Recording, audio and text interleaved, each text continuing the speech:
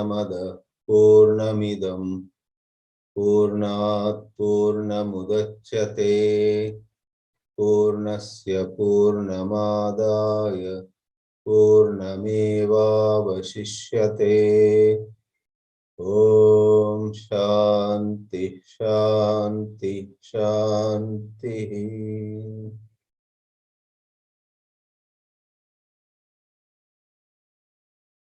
In the Brihadāranyaka Upanishad, there are 6 chapters, and each chapter has several sections called Brahmanas.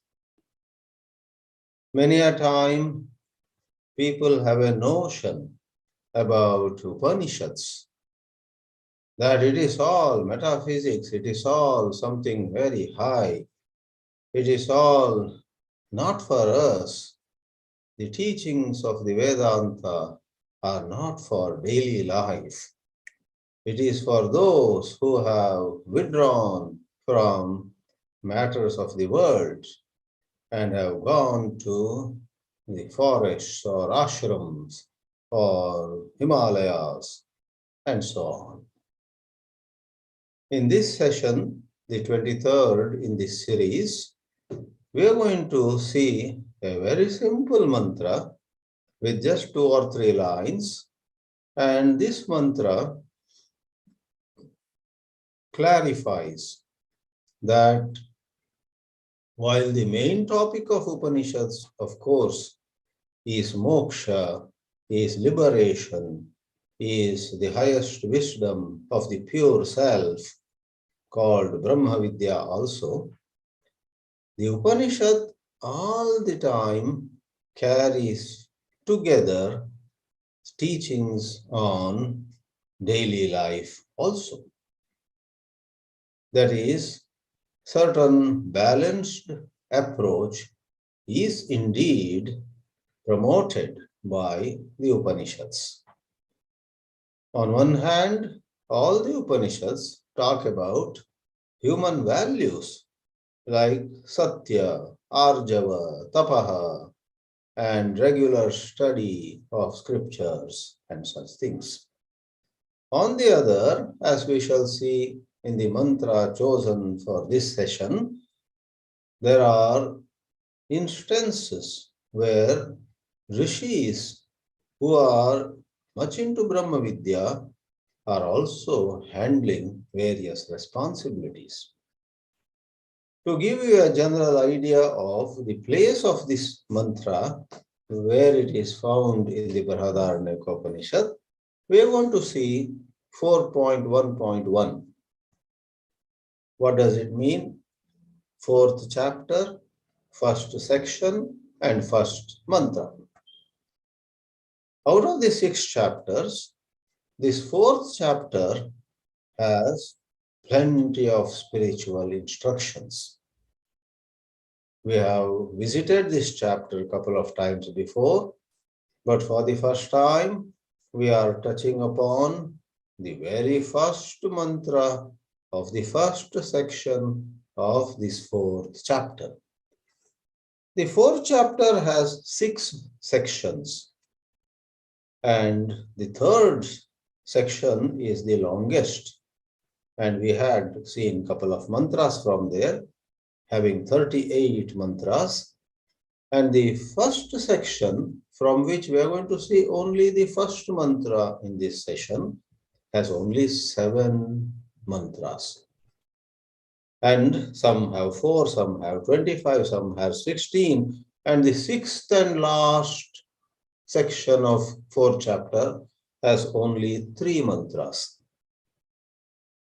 Thus, Brihadāranyaka Upanishad has 6 chapters, and the 4th chapter has 6 Brahmanas. Now, the 4th chapter has 93 mantras, and we will see only 1 mantra in this class. This 1 mantra is the very first mantra. You may wonder, what is said in the remaining 6 mantras? I don't think we will select those 6 mantras for another session. for they are more in the realm of upasanas, not the supreme wisdom, which is of greatest interest to us. And as regards the stepping stones, these days we have certain other approaches to equip ourselves for Brahma Vidya. On one hand, regular human values, and on the other, we have upasanas of the modern kind, japa, puja, and so on. The upasanas mentioned in the Vedas are not much understood in modern times. At the most, we know certain basic philosophy of those upasanas. So, the second to the sixth mantra, just to mention what they talk about, are about certain other acharyas who also had taught King Janaka certain instructions. For example, in the second mantra, Janaka admits before Yājnavalkya that a certain acharya called Jitva, and his full name is Jitva Shailini, talked about contemplating upon the Supreme Brahman through the gateway of Agni, fire, which in the Vedic literature right away stands for Vak, speech. So it's an upasana on Agni, on speech, and certain details of that upasana prepare the mind for the final leap to the non-dual Brahman. Upasana is at best a stepping stone. The third mantra talks about King Janaka learning some upasana from another acharya called Udanka Shaulbhayana. And this acharya had taught King Janaka how the latter could practice some upasana with prana, which is the breath, and which is presided over by the deity called Vayu. Then a third upasana King Janaka had learned from a certain acharya called Barku, whose full name was Barku Varshna. It's good to know how there were so many acharyas, and in those days, kings like Janaka would learn from all of them, would respect them, would listen to them, would practice certain exercises that those acharyas would give. Barku had taught Aditya Upasana, and Aditya up in the sky has a connection to Chakshus, eyes in our physical personality. There was yet another teacher, Gardabhi Vipita, whose full name was Gardabhi Vipita Bharadwaja, who taught Upasana of Dig Devatas, directions, who preside over Adhyatma level, that is our own inner level, Shrotra, ears. Then in the fifth teacher in the sixth mantra, a well-known teacher. How well-known? All of us know the story of that Rishi, who at one time was a brahmachari, who had approached his teacher with much trepidation, whether he would be admitted at all, because there was some confusion about what his lineage was, what his gotra was. Satyakama Jabala had also taught King Janaka. Satyakama Jabala had talked about meditation on the moon, Chandra, and the counterpart in our own personality is the mind. Manaha and Chandra are connected. Vidagdha Shakalya. Some of you who may remember certain portions of the previous chapter, chapter 3, there was this Vidagdha Shakalya, and most probably it is the same Vidagdha Shakalya whose head falls at the end of a certain debate with Yājnavalkya himself. That episode must have happened after the time when King Janaka had learned certain upasana from him. Because when that episode happened, when or during which Vidagdha Shakalya had an argument with Yājnavalkya, that was the end of Vidagdha Shakalya. But before that, at an earlier time, Vidagdha Shakalya had taught King Janaka an upasana which was talking of Adi Daivata, the Devatas outside, Prajapati related, and Adhyatma, talking about the domain in us, within us, that meditation was on Hridaya. So, Vak and Prana, Chakshus and Shrotra, Manaha and Hridaya were the domains. So, in this chapter and in this Brahmana, the 2nd to 7th mantras, 6 mantras, have Yājnavalkya providing more details on those upasanas. Thus, we get to know Yājnavalkya was a master of masters. He was a guru of gurus. Acharyanam acharyaha saha asit. But our special interest is the first mantra. In the first and second mantras, the king is asked by Yājnavalkya to tell him first about what he has learned elsewhere. And when the king says about all these 6 teachers, Yājnavalkya has something more to add. Anyway, as I said in the beginning, we are going to just take a look at the first mantra, and the first mantra does not give to us any insight into Brahma Vidya, but as I had already raised the topic, that simple mantra which just talks about a little incident and a bit of a question and answer between King Janaka and the sage Rishi Yājnavalkya, we get to know how someone like Yājnavalkya, a mighty scholar of Veda and Vedanta, who had certainly gone to unbelievable heights of consciousness within himself, such a Rishi also was much interested in acquiring wealth. That wealth was not for fun, for pleasure, it was to enable him to run his huge Gurukula. As I had mentioned in an earlier session somewhere, there is the Subhashita, Vidya dadati vinayam, vinayādyati patratam, patratvat dhanamapnoti, dhanad dharmaha, tatas sukham.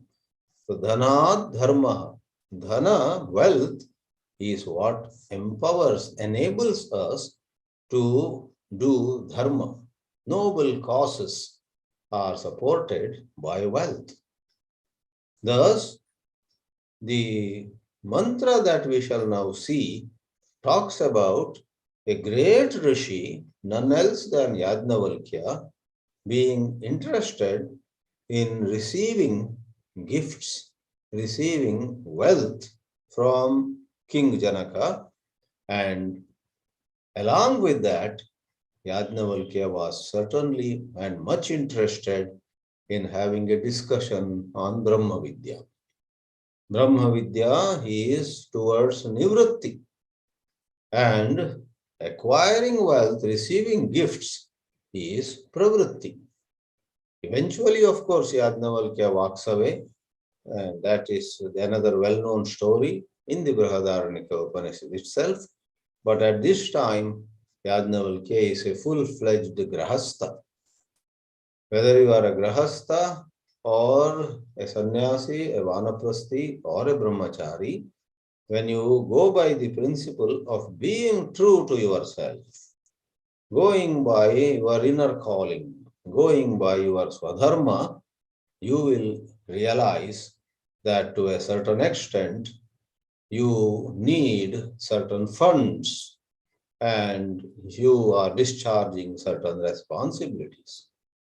So sannyasis also in modern times in the Ramakrishna mission or some mutt in Rishikesh, etc., are engaged in collecting funds so that their ashram, their mission, their places of learning are run properly. Large number of students, brahmacharis, grahasthas, and sannyasis, vanaprasthas, all could come and receive knowledge. So without any further delay, let us take the first slide at this moment, which gives us the title for this particular session. That is the 23rd class on Brihadāranyaka Upanishad on this day of 25th February 2022. We have given the title Material and Spiritual Sides of Life. Oh, do Upanishads talk about material side also? To exactly answer that question, to precisely go into that question, we would say, yes, this mantra, the very first mantra of the first Brahmana of the fourth Adhyaya talks about it. We have culled just 5 or 6 words from the entire mantra. The entire mantra, which is not long, comes in the second slide. The words that we have culled are where King Janaka, who did not expect Yājnavalkya that morning, who at the same time is immensely pleased that Rishi Yājnavalkya had come to his court, says, "Oh, Yājnavalkya, what has brought you here today? Did you come Pashun Icchan?" Pashu literally means animals, cows and elephants or bulls and many other, but mainly cows. Pashun Icchan, did you want to receive 1,000 cows from me that will go to your ashrama, and the ashrama then will run much better. Ashrama is well provided, your Gurukula. Pashun Icchan Tvam Atra Acharihi is question. Or Anvantan. Anvanta is a less known word. Anu means subtle, Anta means end. It refers to questions which take us to, at the end of the discussion, very deep dimensions of life. Therefore, Anvanta is an adjective for prashna. Anvantan prashnan. Did you want to come and hear from me, from my side, some profound questions or questions leading to profound aspects? So was it for gifts or was it for questions from my side? And the answer Yājnavalkya gives is Ubhayam eva samrat. O Samrat, O Emperor, I came for both. This answer, Ubhayam eva, can be assuring to any one of you.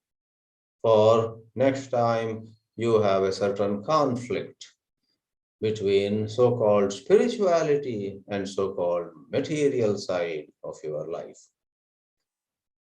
Spiritual science asks you not to become materialistic. When you are materialistic, you put everything else as the second priority or third priority, you push them behind. That is not advised. But spirituality does not ask you to overnight dismantle and dismiss the material side of life. Not that anyone really does, but one can go through some confusion. Hardly anyone is able to really walk away from material pursuits. On the contrary, Even in spite of studying so much Vedanta these days, people continue to be quite materialistic. They enjoy the Vedanta lecture, but right away later on, their behavior shows that they attach much value, more value to materialistic issues. So don't be materialistic, but respect the material side. To know the needs, to know what is required, even for defense, even for self-protection, for one's children, one's grandchildren, for one's community, one's town, and so on. In other words, individually and collectively, all of us have to look at with respect the material needs. Best example for us now is Rishi Yājnavalkya, who says without blinking, without any movement of eyelids, he just says, both. Have I come here for Pashus? Yes. Have I come here for a discussion on Brahma Vidya? Yes. Uभयम. Commenting on this, Adi Shankara says, this story is, in the first place, is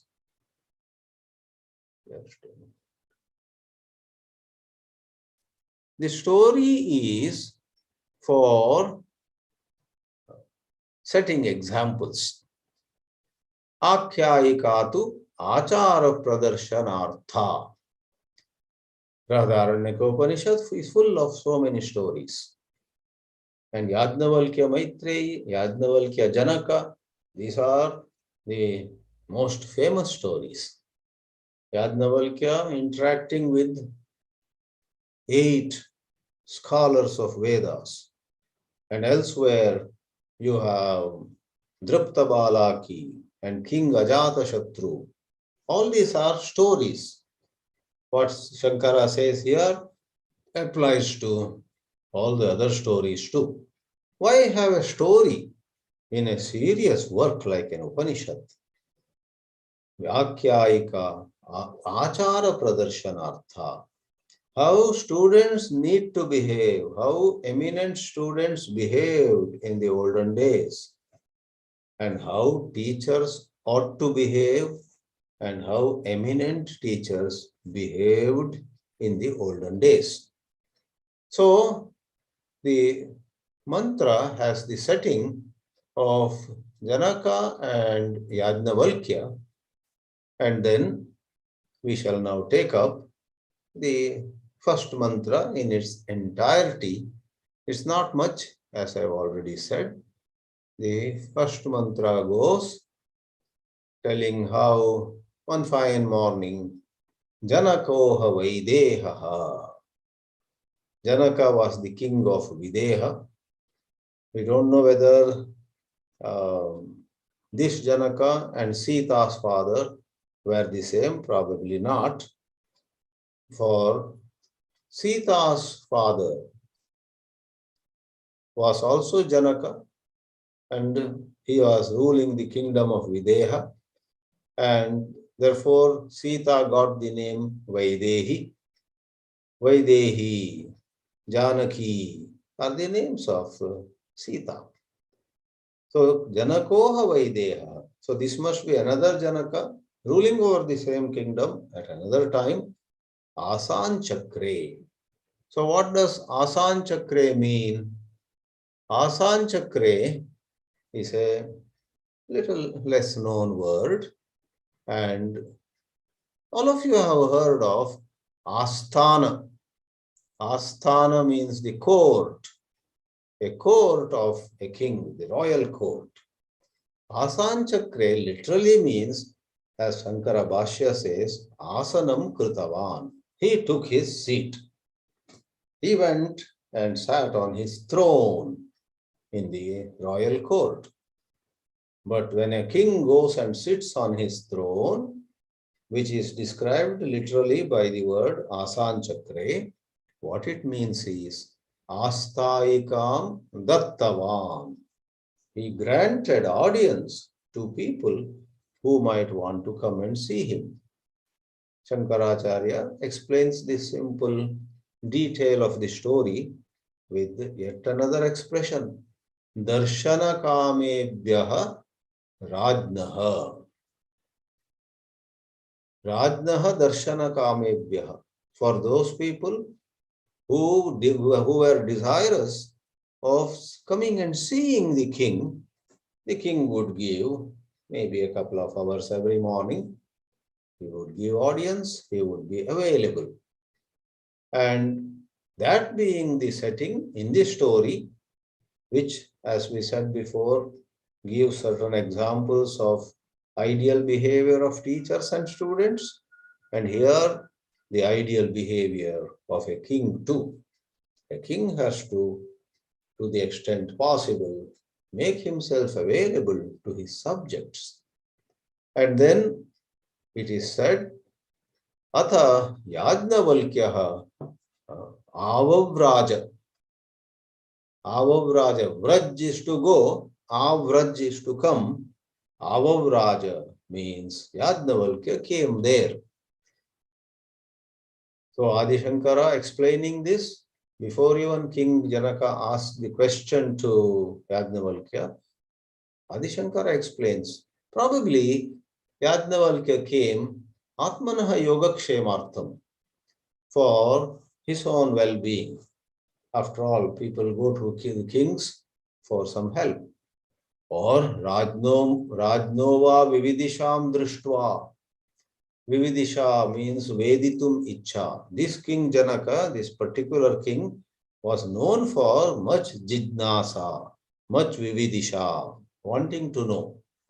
Anugrahartham. If he wants to know something about the Vedas, the Vedantas, Anugraha, I would bless him with answers. And to that Yājnavalkya, as the mantra says, Janaka said, Kimartam acharihi. Acharihi means you have come. In simple Sanskrit of modern times, Kimartam agataha asi. Why have you come? And teasing the very noble, very eminent visitor a little bit, for the King Janaka already had a certain friendship with Yājnavalkya. They had met many times before. Therefore, teasing him a little bit, have you come? Kim Pashun Icchan Punarapi. You have come many times and received a lot of gifts from me. Punarapi, that is from the Bhashya. Pashun Icchan, ahos with, or alternatively, Anvantan. I wanted to quote especially a couple of words from the commentary by Shankara on this word Anvantan. Otherwise, there is not much from Shankara Bhashya to be said here. Anvantan means Sukshma Antan. Anu means Sukshma, subtle, not easy for everyone to see, not easy for everyone to recognize. So, most of the questions of Brahma Vidya, leave alone understanding the answers, are so difficult for most people to understand even the question. What is the question? What is the importance of the question? The common people would not know. Therefore, Sukshma Antan, what does that mean? Sukshma Vastu Nirnaya Antan. How wonderful the Bhashya is. Anvantan means Sukshma Antan. Sukshma Antan again means Sukshma Vastu Nirnaya Antan. Sukshma Vastu Nirnaya. What a beautiful word, compound word.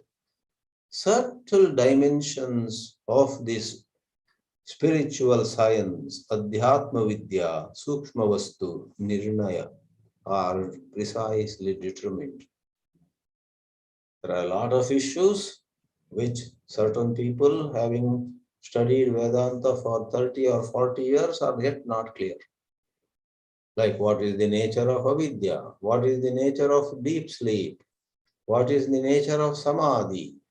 What is actually the nature of the three states? Do we go from one state to another to the third? Or do the states come and go? Do the states appear in me, pure consciousness who doesn't change? A lot of Vedanta students, though they have heard to the contrary, finally settle for the notion that we are an entity, we are someone who goes from waking to dream and then to deep sleep. It is a sukshma vichara. And what is worse, they imagine that when we go into dream, the waking world is very much present, lock, stock, and barrel. Nothing is moved, nothing is disturbed, nothing changes. Because that identification with the waking world, when you are in the waking world, when the waking world is appearing upon you, to say it more precisely, the belief that this is unquestionably real. This house, this table, this bank balance, these friends, this husband, this wife, this son, that daughter, right?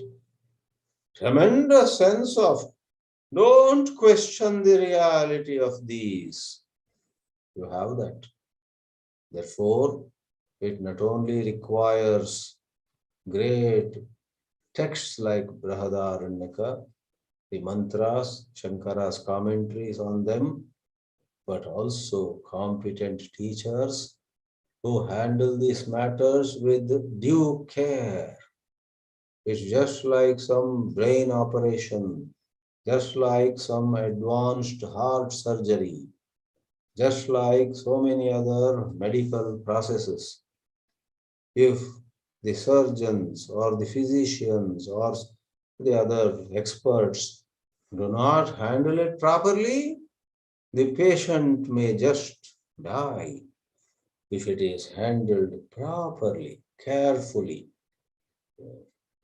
then on one hand, the patient regains her or his health.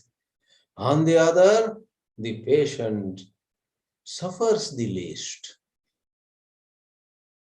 Suffers the least in terms of bodily pain, etc., and also in terms of the bill at the end of the whole process. Otherwise, you must have read that very interesting message. Somebody, an elderly man, was at a hospital for many days, and at the end of it all, he was given the bill. And the bill, among other things, had quite a hefty figure, probably, more than ₹1,00,000 in those good old days. He said, "What is this for?" "Oh, this is for all the oxygen that we gave you." Oxygen cylinders were pressed into use from the day one. For all the oxygen that we supplied to you, this some big figure. Looking at that, I believe the old man cried. And people were surprised because he was quite a rich man. Why is this rich man crying about the bill, especially that portion for oxygen supplied? They asked, "Are you crying for this figure?" He said, "No. Luckily, this bill I can clear in a jiffy. That's not the matter. I cried because God has been supplying oxygen to me from the time I was born. I am 85 now. And God never charged me. I never paid God for the oxygen that I was breathing. And here 10 days I stayed in your hospital and there is such a bill for oxygen." Anyway, coming back, when physicians, surgeons, and others handle the delicate matter with due care, it benefits the patient immensely.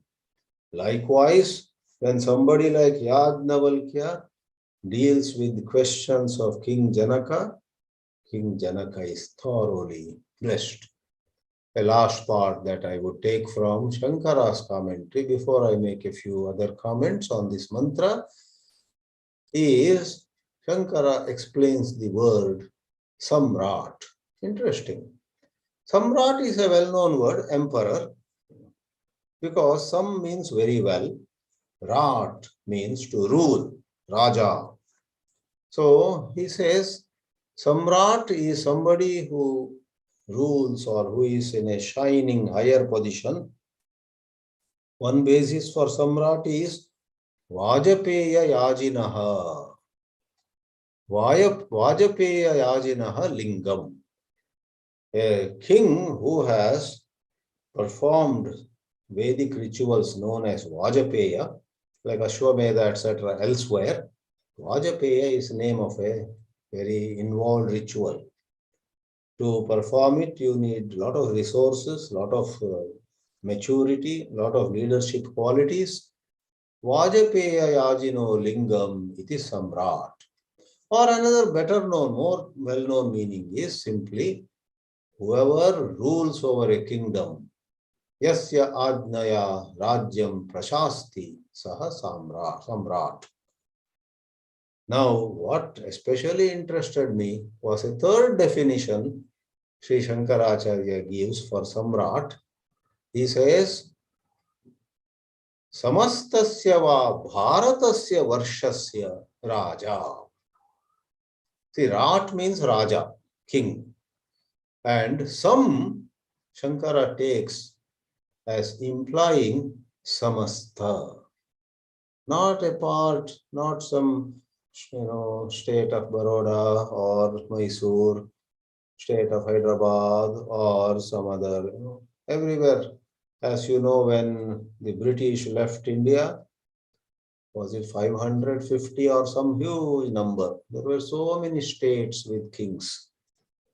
But here was King Janaka, who had a very huge landmass under him. In olden days, Bharatavarsha, they say, spread from Afghanistan on one end to maybe Thailand or other to the east. Samastasya, see, Samrat has some means Samasta. And in this context, Samastaha Bharatavarshaha, entire country called Bharata. For one of the ancestors of the kings was Bharata. There are many other words too.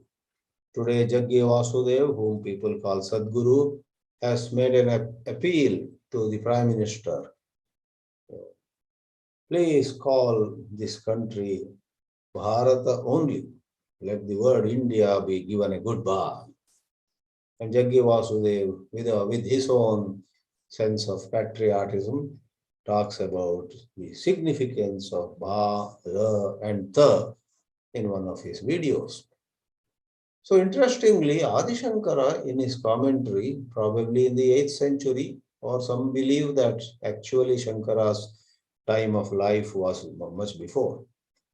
Some believe he was before Christ also. That's another topic by itself. Otherwise, mostly he is regarded as having lived in the early 700s something, that is 8th century. That time he had used this word, Samastasya Bharatasya, Varshasya means Deshasya, Raja. Sam means Samastasya and Rat means Raja.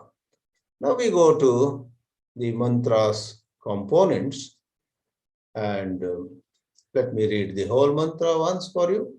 Om Janako Havai Deha Asan Chakre Ataha Yājnavalkya Avavraja Tamha Uvacha Yājnavalkya Kimartham Acharihi Pashunichan Anvantan iti Uभयम eva Samrat iti Uvacha.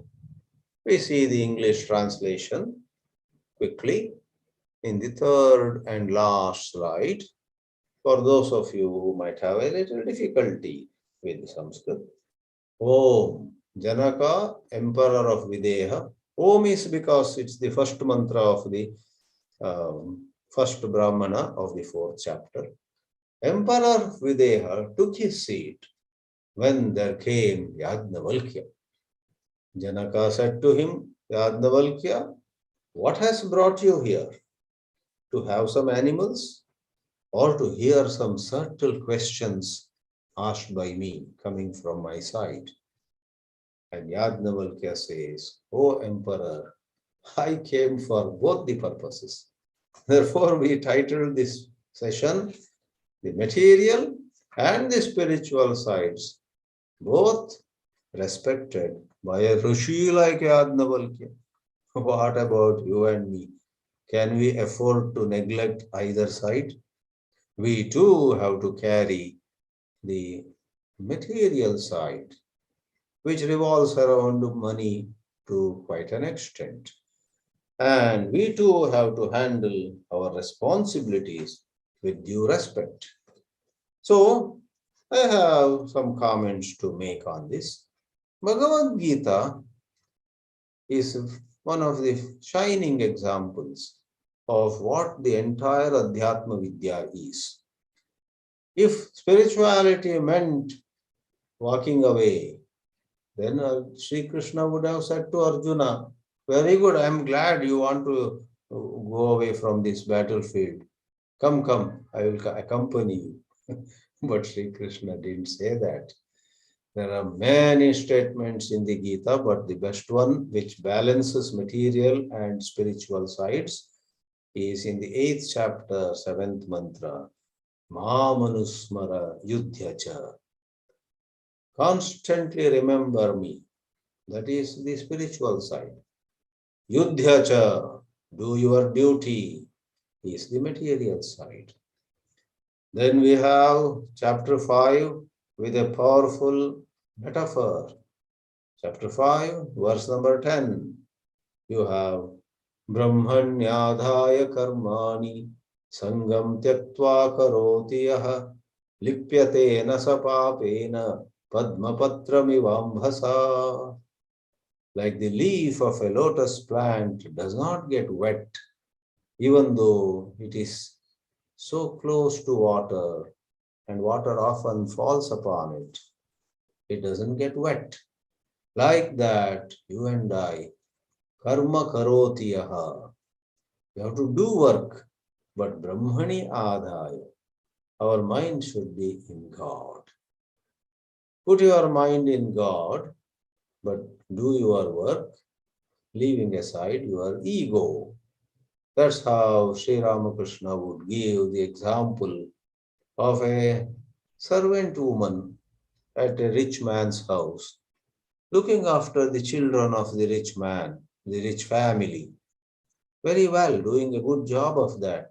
But she is all the time thinking of, together, along with discharging her duty very well, she thinks of her own children whom she has left at her little hut, little house, under the care of maybe an older son or daughter. And as soon as her hours of work are over at the rich family's place, she runs to her home to take a look at her own little ones. Like that, we need to do our work, that is Pashun. And we need to be devoted to God, God's contemplation.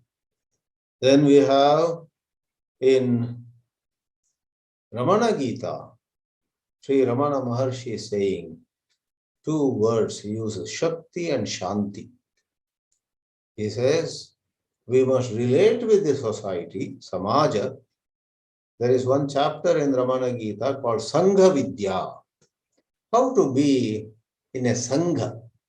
Sangha means how to be amidst people, how to be in the society. Sangha, a group. Our family is a Sangha. Our neighborhood is a Sangha. Our town is a Sangha. Our district and state and the country is a Sangha. The whole world is a Sangha. Sangha Vidya. And Maharshi Ramana says, one must nurture one's society, and that gives to the society and to oneself Shakti. But without delaying matters, one must every day spend some time going inward. For what? For Shanti. Therefore, in an ashram that we are going to build, we have defined two wings. Shakti for human values in the domain of various professions.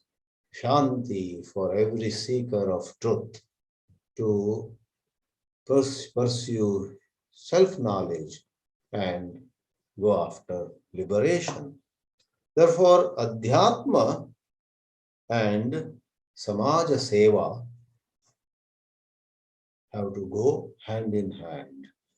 No one should neglect either of them. In one of his books, Swami Chinmayananji said, spirituality and doing our work well are like the two wings of a bird.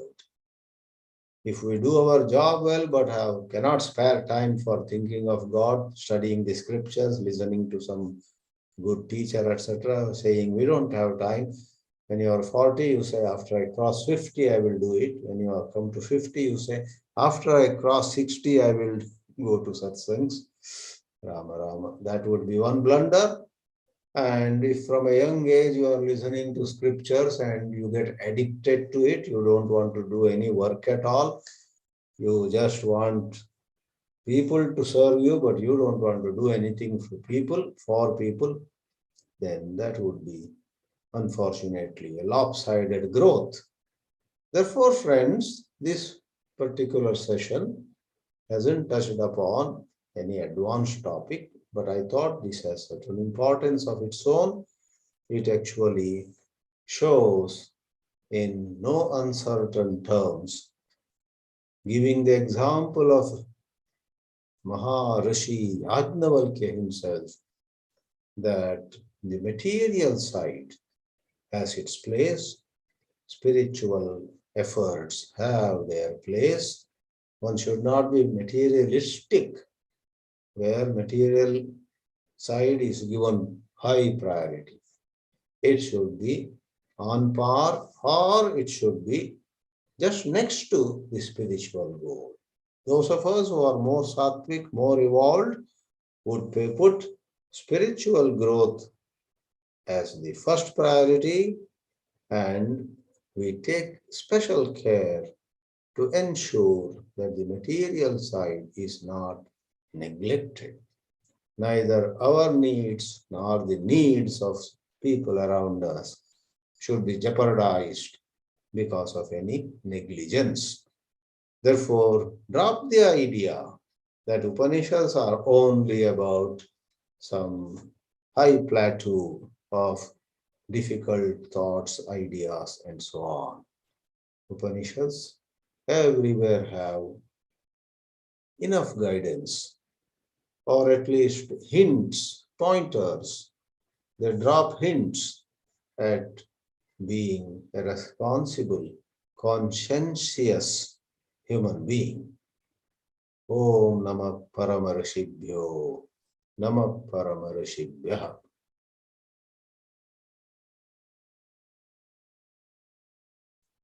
Let's now take a look at some questions.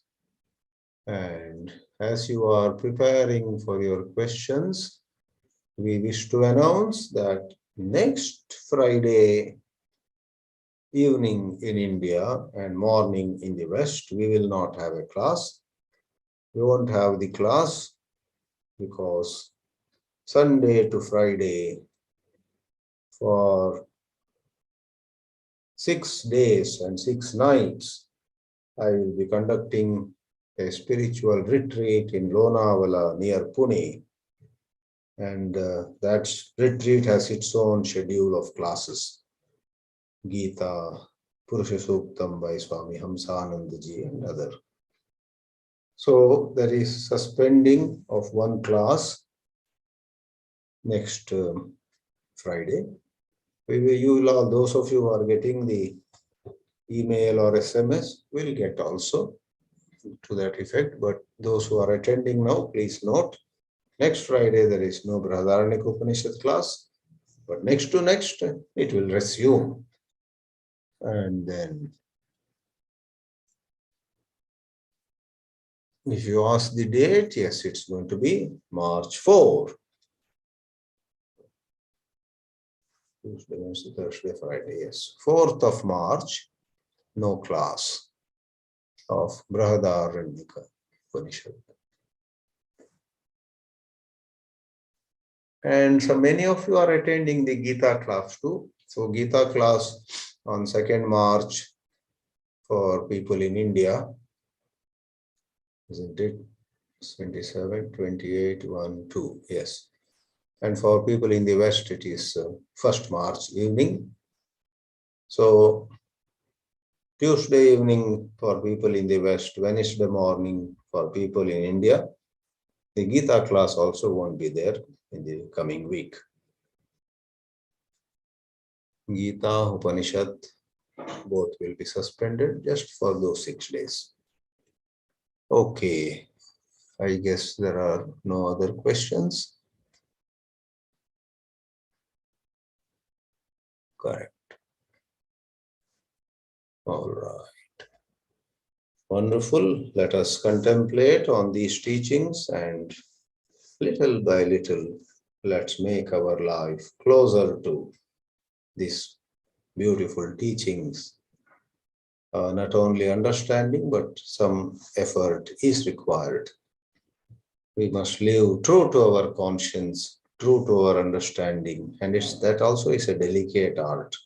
It is neither pressurizing ourselves, nor would it happen just like that. Certain gentle self-observation, introspection, self-assessment are required. What our ability at a given point of time is. We can't try to imitate somebody. Comparing ourselves with somebody will not work because everybody has their own conditionings, habits, backgrounds. Everybody, even in the matter of how much food one needs, how much sleep one needs, how much one has to talk, how much one has to, it's all these issues. One has to understand oneself.